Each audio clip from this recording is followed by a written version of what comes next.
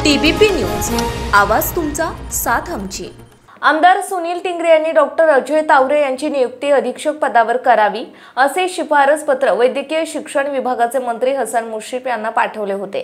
त्यावर मुश्रीफ यांनी टिप्पणी दिल्यानंतरच डॉक्टर अजय तावरेला ससूनच्या अधीक्षक पदाचा पदभार देण्यात आला, असा खुलासा ससून रुग्णालयाचे अधिष्ठाता डॉक्टर विनायक काळे यांनी पत्रकार परिषदेत केला। त्यामुळे पुन्हा एकदा डॉक्टर टिंगरे आणि तावरे यांच्यात किती जवळचा घरोबा होता हे पुढे आले आहे। ससून रुग्णालयात झालेल्या रक्ताच्या हेराफेरी, निलंबन आणि गदारोळाबाबत डॉक्टर काळे यांनी ससून रुग्णालयात बुधवारी पत्रकार परिषद घेतली। त्यावेळी त्यांनी अनेक गोष्टींचा खुलासा केला।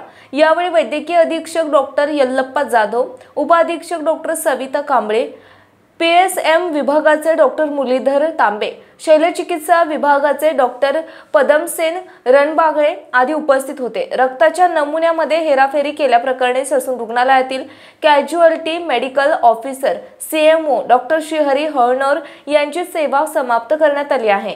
डॉक्टर हळनोर हा ससूनमध्ये तात्पुरत्या स्वरूपात वैद्यकीय अधिकारी पदावर होता, तर डॉक्टर तावरे हा पूर्णवेळ वर्ग 1 अधिकारी असल्याचे निलंबनाची कारवाई करण्याचा प्रस्ताव वरिष्ठ कार्यालयास पाठवला आहे। सफाई कर्मचारी अतुल घटकांबळे याला निलंबित केले आहे, असंही ससूनचे अधिष्ठाता डॉक्टर विनायक काळे यांनी स्पष्ट केले।